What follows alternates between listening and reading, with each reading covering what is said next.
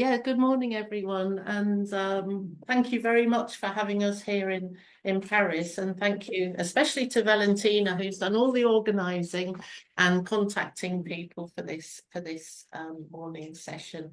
So we're going to be together for about 40 minutes. We're going to speak, and we've got plenty of time for questions and answers.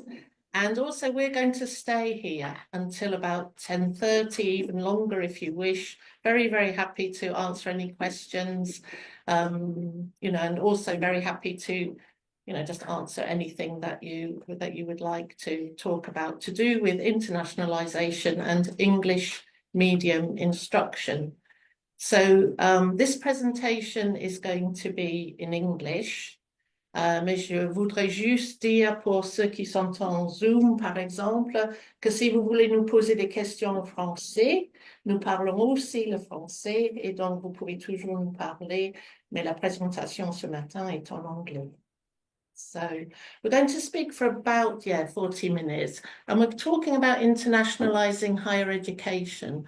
So this is universities, grande école, and we've got somebody here, from the Glio schools. It's everybody who's to do with higher education rather than schools. So we're going to talk about internationalizing, how countries and governments are competing to attract international students, and we'll give you some examples from our experience, and how that inevitably brings with it a need for English medium instruction. And we're going to talk about how English medium instruction can be done well. It can be done very badly, but we're going to talk to you about how it can be done well, and how if we do it well, we can attract international students, we can produce graduates who have a very good knowledge of their own subject. So that could be engineering, business, for example, but who are also multilingual or bilingual. We put bilingual, multilingual, and who have also practiced some of the soft skills that businesses are looking for. Okay.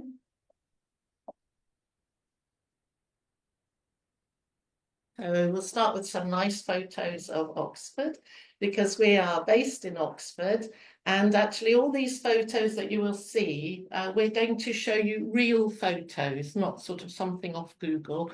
It's going to be real photos taken by Ben and Emma, who take all our photographs. So this one is taken from a tower in Oxford. We're based in Oxford in England, and we're going to talk about we're in Oxford, and in Oxford and I worked there for many years, there's the famous Oxford University. And Oxford University, I know some of you have been there before, so I'm looking at George. Some of you have been to Oxford. And so this is a photo of the library and some colleges. And internationalization goes back a long way at Oxford University. So it goes back to 1190, where the first international student came to Oxford University, and his name was Emo de Friesland, and he came from the north of the Netherlands. And he came to Oxford as a theologian, but what's interesting is he had first come to Paris, to les Universités de Paris. He came to Oxford, and then he came back to France and studied in Orléans. So there are some connections between our two countries that go a long way back. And that was the beginning for Oxford University of this idea of internationalizing academic links. And today that tradition still continues. The university has very strong international links. So I'm going to call this my college, which is a bit presumptuous, but this is the famous Bridge of Sighs, and this is part of one of the colleges of Oxford University.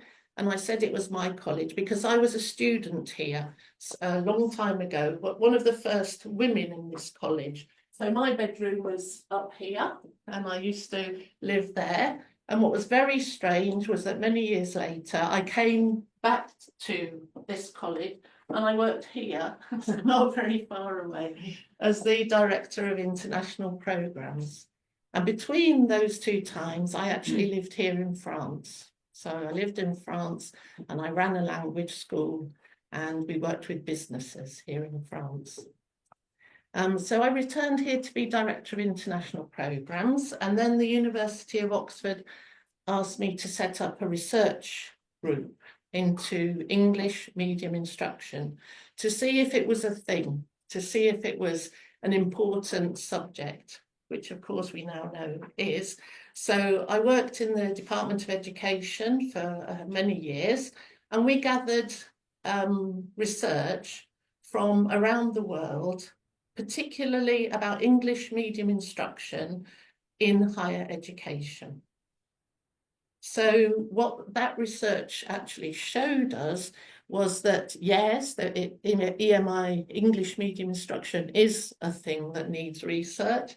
It is a growing phenomenon, but also that there's very, very little support for universities, on d'école, colleges, schools, higher education institutions, very little support for the institutions and also for the academics. So that's what led me to set up Oxford EMI, to supply that kind of support.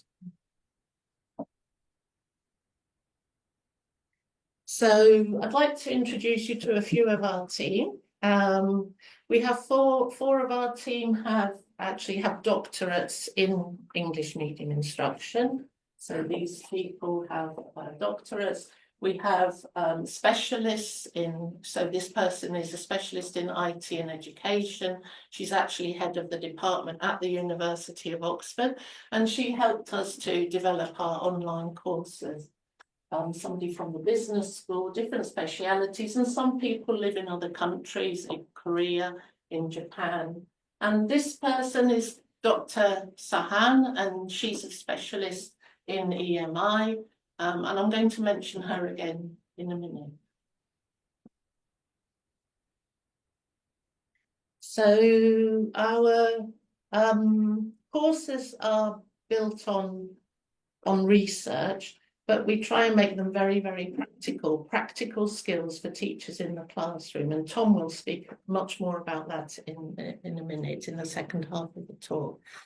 So in this slide, you can see some of our research. And I know we have people from the British Council here. This is my first report, which was published in conjunction with the British Council, for the British Council in 2015. So this was a study, one of the very first studies on English medium instruction, and we looked at English medium instruction in 55 countries. So it was a kind of global study. And this is the study that led to my definition of EMI. I'll let you just read.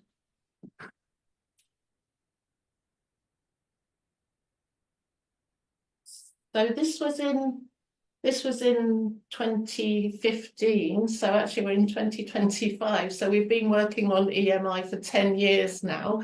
But the important point is that EMI teachers are faced with a really difficult challenge. They are teaching in English, but in a country where English is not the first language of probably their first language or the students. So obviously that creates challenges. So teaching and learning have to change when we're teaching through a foreign language, when we're teaching in English.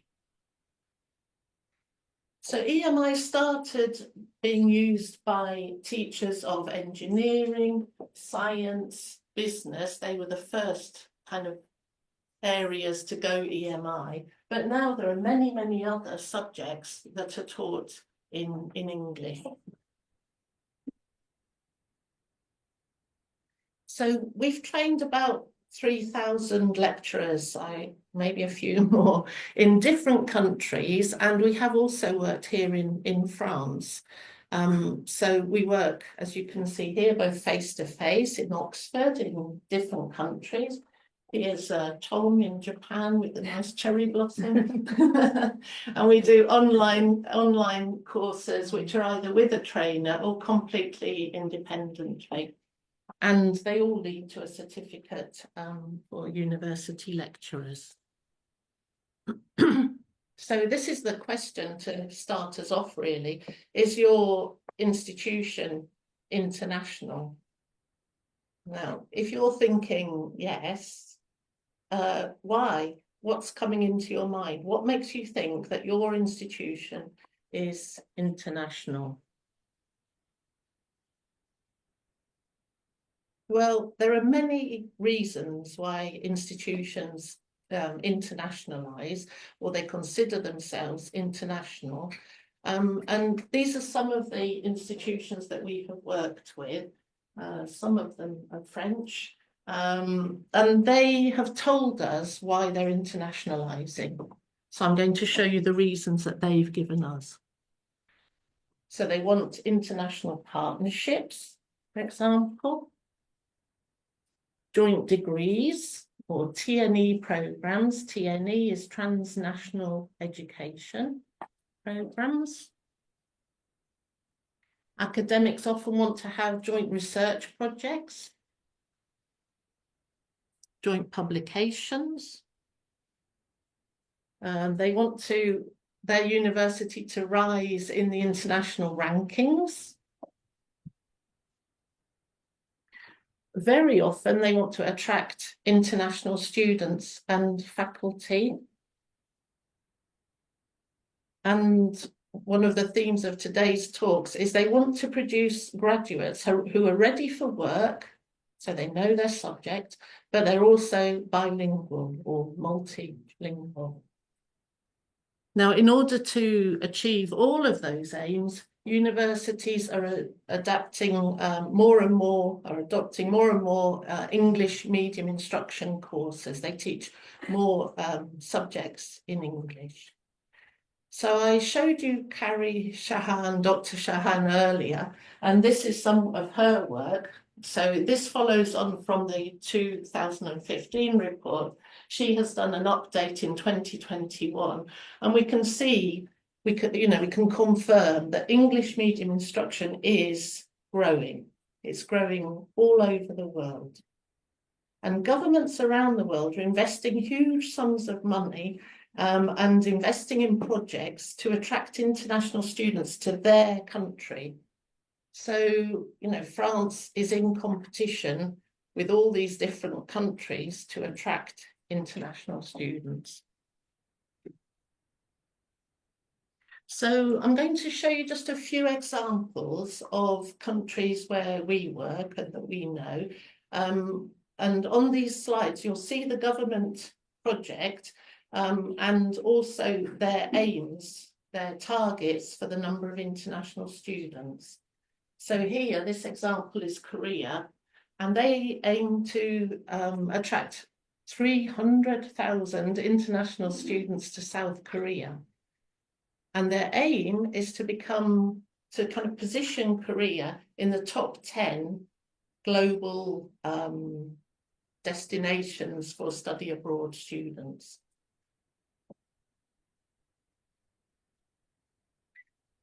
Here's Taiwan, and this is the Taiwan Ministry of Education, and they have a project called the BEST project, and their aim is to attract 320,000 international students by 2030.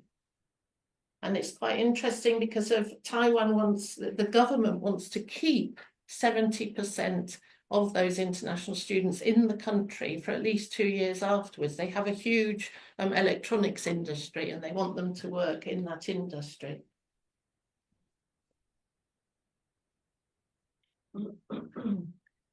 Here we have Japan, and again a beautiful photo of a cherry blossom in Japan. And at this meeting, it's actually the Prime Minister announced that the universities had to attract more international students.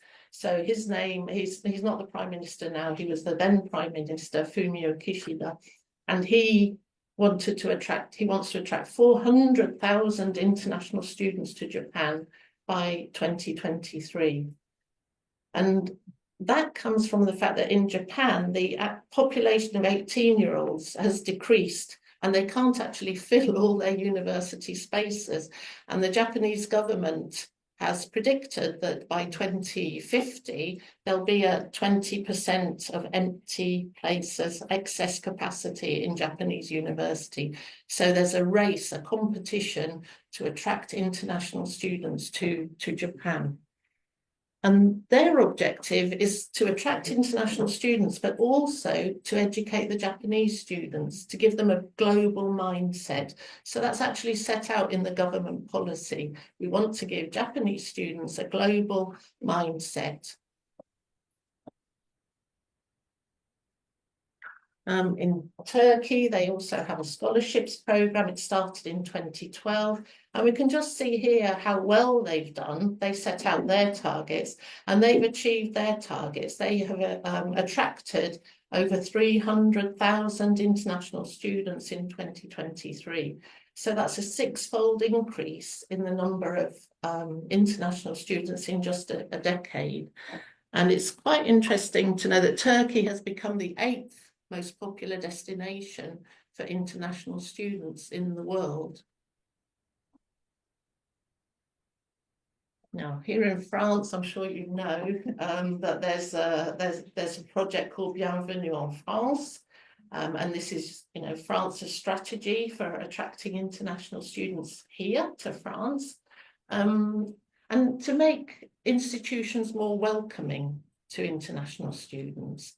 And the government also offers bursaries to masters and doctoral students through its France Excellence programme. And the aim here, so France has even bigger ambitions, the aim here in France is to attract 500,000 international students by 2027. And this means that the number of English course or English taught courses, EMI courses, is also increasing. And you can see here that the numbers are getting bigger and bigger. And we actually see this from our own experience, not just the kind of government policy documents. We've worked here with the Grande École, so with EMT Les Mines in Nancy and Alès, and their numbers of international students have grown. And we've worked in the university sector in Montpellier, in Nantes, and their numbers are also growing. So here in France, the number of international students is growing rapidly. Now, I'd like to just talk about Taiwan in a little bit more detail, just for a moment, because I'd like to turn to the idea that we're talking about, that when done properly, that EMI can develop our students into professionals who know about engineering and business, but who also speak languages. Yeah? So in Taiwan, the government is really investing in this BEST program. It's called their BEST program. We at Oxford EMI, we worked with them on a very big project over 3 years. So we worked with 29 universities and we had 10,000 stakeholders, and it was about implementing and evaluating EMI in Taiwan. And why I'm bringing them in is that their objectives were very clear. They wanted to produce work-ready bilingual professionals, and they call them bilingual professionals. And so the idea of the bilingual professionals is to make Taiwan into a bilingual nation and give their students the opportunity to kind of perform on a global stage, not just in Taiwan. So to do that big project, we had to put some kind of framework around this project, and we decided to work directly with the stakeholders. So and we use this framework, MAST, which we've developed at Oxford EMI. And so we took into consideration the stakeholders who have some role to play in internationalisation.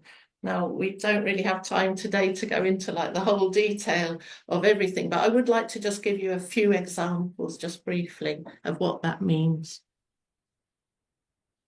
So if we look at management, for example, so that would include the directors of the institutions, it would include perhaps directors of EMI centres, English centres, international programmes directors.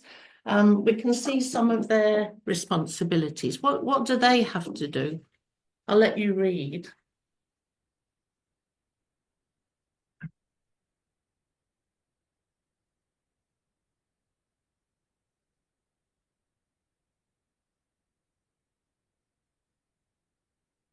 So the introduction of EMI is often a top-down process. Maybe the government takes a decision, you know, that the HE sector has to go international, has to teach through English. And sometimes, well, often the EMI is imposed top-down.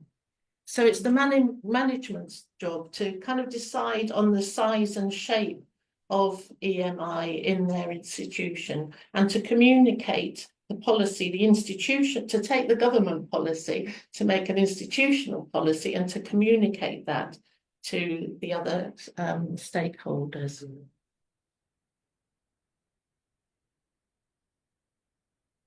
We'll move on to the administrators.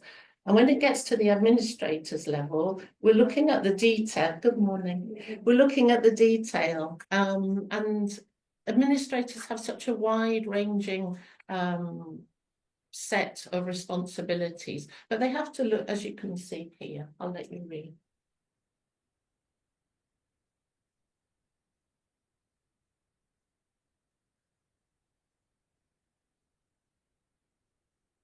So they have to look at the detail, you know, we're going to enroll international students. So is our website in English?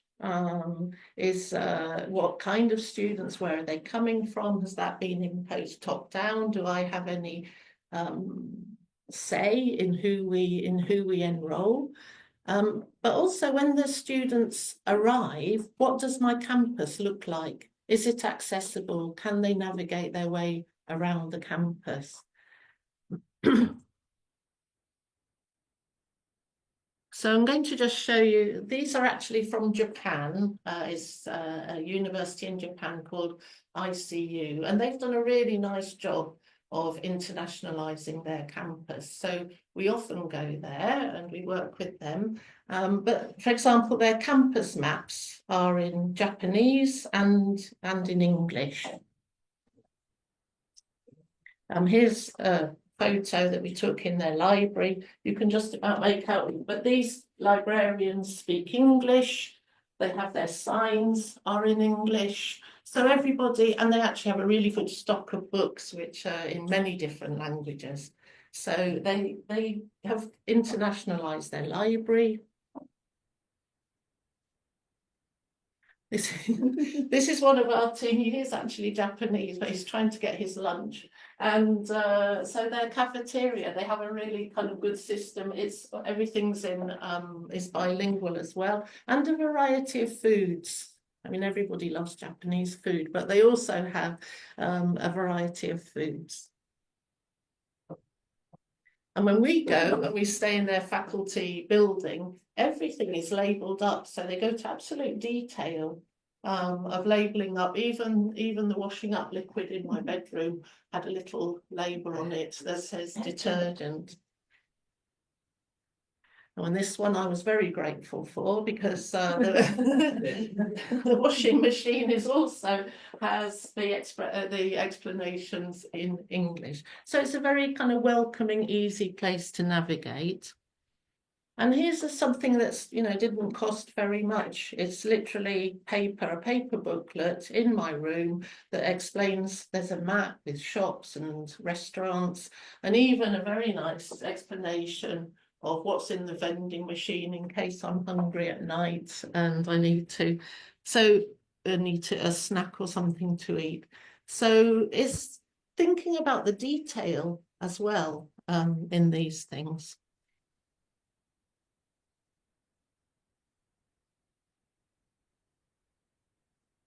So if we think what's happened now, the government has made their policy, the managers have taken that policy and they've made their their institutional policy. They've told everybody all about it. The administrators have done their job. They've enrolled all the international students.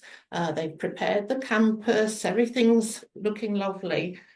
But we're going to argue that that's not enough. That's not going far enough. We have to look at the teaching and learning. We have to go much, much further.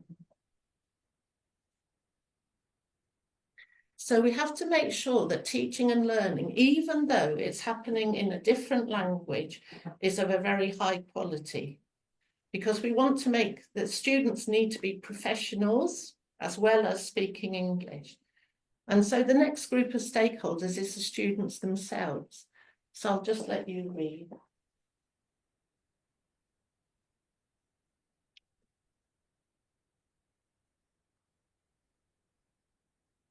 So they need to master both their professional knowledge and language, and that's quite a challenge. But they also, in order to do that, we have to create an interactive classroom. We have to create a space where the students can use their professional English. And Tom is going to tell us a lot more about that. So the students have to be active participants in their learning, and they have to adapt to this multilingual, multicultural campus environment.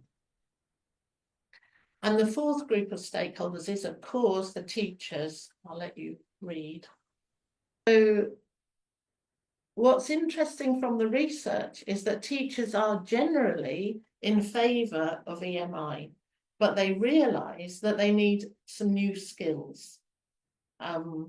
And so, of course, they need to teach students to a really high standard in their subjects. That's normal at university or on the level. But they also need to teach in an interactive, student-centred way. And that's just so that the students can practice their professional English. So, teachers may need to cooperate with the English teachers and vice versa. And they also need to integrate all their students into a multicultural, multinational classroom. So I'm going to hand over to Tom. Tom is our head at Tom Spain, and he's the head of our training, and he's going to talk to you more about the actual, what that means inside the classroom. Okay, thanks. Thanks, Judy. Hello, everyone. Good morning. So it's a pleasure to be with you here in Paris, especially for me. I love Paris. And also a big welcome to everyone who's watching us today on Zoom. So as Julie said, she mentioned earlier, the research is very clear that teaching and learning have to change in EMI in order for it to be effective. But before I talk about how the teaching and learning has to change, I'd like to just give a couple of ideas about why it needs to change as well. And I'd like to refer to a couple of research surveys. So you'll be familiar with the Sustainable Development Goals. So these are the 17 goals set out in the 2030 agenda by the UN, and all universities and in fact educational institutions around the world are working towards achieving these. But I'd like to highlight one of them in particular, which is SDG 4, which is quality education. So the first piece of research I want to mention is in 2022, QS, which is the education analytics firm, they carried out a survey of international students. So they surveyed over 100,000 international students from 194 different countries and territories. So it's a very wide survey. And they asked how they made their decision about which international country to study. And Julie has mentioned earlier about this idea of countries competing for international students. And they asked them to give the top 5 things that they considered. And number 1 from that survey was high quality teaching. So we need to keep that in mind, that when international students are making their decision about which country to come to, more than any aspect of the country itself, they're looking for high quality teaching. So we need to think about what that actually means in EMI. And then I'd like to refer to a second piece of research, and this was carried out by the other famous education analytics firm, which is QS. So QS, every year they do this survey. So this is the 2025 one, the quotes I've got here. And it's called the Global Employability University Ranking Survey. It's difficult to say quickly. Carried out for THE by these companies here. And I just highlighted three things that came out of this year's survey. And this is a survey which they talked to over 13,000 major employers. They gave them 250 universities from over 40 countries. And they asked them to rank those universities in terms of the employability of the graduates that those universities produced.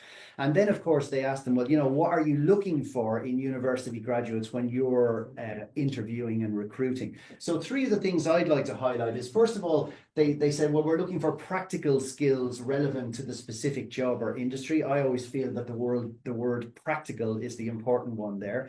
But also they mentioned something that Julie has mentioned earlier, these kind of what we sometimes refer to as soft skills. So they want students to be able to think critically. They want students to be able to communicate effectively. And I believe when they say communicate effectively, they mean not just in one language. And they want students to be capable of problem solving. So, you know, independent workers, if you like. And finally, and I thought this was interesting, also connects to language, that students have the ability to work across culture. So this notion that, you know, companies more and more are working globally, they're working across borders. So those are the two things I want you to keep in mind. This idea that students are looking for high quality teaching, and that for employability purposes in universities, we need to produce graduates that have these qualities. So research suggests, and our experience over the last number of years also shows, that traditional teaching at university is still alive and well. In the research, they have two nice phrases. The first one is this idea of extended holding of the floor. So this is, you know, if I walk into a random university lecture, now this isn't all lectures, but this is still common, I will tend to see a lecturer standing at the front of the class, more or less where I am now. They may have slides on the screen. They'll be explaining, talking to the students. If they were a maths lecturer, they may have a board full of equations. And the students in general will be doing what you're doing now. They'll be listening and they might be taking notes. But there's very limited interaction in those classes, very limited interaction. And this teaching method has been replicated over over a large number of years. And the university, the researchers, called this an apprentice of observation. In other words, because university teachers tend to receive little or even no training in how to teach, pedagogical training, they tend to teach the way they were taught. So because they were taught that way in university, that's the way they teach when they go on to become a university lecturer. So we're arguing today very strongly, and I think the research is also very clear on this, that teaching in EMI is different. And it's different for some of the factors that Julie has already mentioned. So we have classes with students from different countries who speak different languages, who have different cultures. Also, interestingly, different educational cultures. The way they were taught and learned in their home country may not be the way that we expect those things to happen in this country. And that's something we have to take into account. Different educational backgrounds. Julie mentioned earlier about this idea, well, obviously of countries attracting different students from different countries. China is an interesting example. The Chinese government has signed many agreements with African countries, and included in those economic agreements is taking cohorts of African students to Chinese universities. That leads to EMI classes, but it also leads to a very interesting case where some of the Chinese teachers we've spoken to talk about African students whose English is much better than their Chinese counterparts in class, and that's one key variable in EMI class, but whose content knowledge is lower because the curriculum they studied in their secondary school isn't the same or not as taxing, let's say. But in the end, those teachers have to teach those two groups of students together and make that class work. So you can see that we have some quite complex teaching situations for EMI lecturers. And then secondly, just because we're teaching and learning in a second language, and to think about that in slightly more detail. I mean, if you think about a language you speak or a language that you have a certain amount of proficiency in, we often talk about the 4 skills, so reading, writing, listening, speaking. It's very unusual that you have the same level in all of those skills. It's quite common. For example, I used to live in Spain. It was quite common in Spain that students might be okay at reading and writing, but not very strong or confident in speaking and listening. And if we think about that traditional lecturing, well, then that's asking people to be extremely proficient listeners and making a very difficult situation for speakers. So these are the things that we have to keep in mind when we talk about teaching and learning in a second language or a third language. So we're going to argue that EMI requires an appropriate pedagogy in order to make this work. We think that there are 3 things that are important here, and I'll talk about each one in more detail. So with EMI, we have to make sure that the academic standard reached by the students is the same. We cannot have a lower level because we're working in English. We have to maintain standards. The second thing is we have to ensure that students gain proficiency in professional English. So people here who are English language teachers, we sometimes talk about English for academic purposes. We talk about English for specific purposes, the domain that the students are studying in. We need to make sure the students gain this proficiency. Now, content lectures, if I was an engineering lecturer in Germany, for example, I'm not a language teacher, but I need to do something to create the conditions for the students to reach this goal, because this is a clear goal for the students. And finally, also to develop the soft skills for the workplace that we mentioned earlier, that we can clearly see that employers are looking for. So these are the 3 areas, just to go into them in slightly more detail.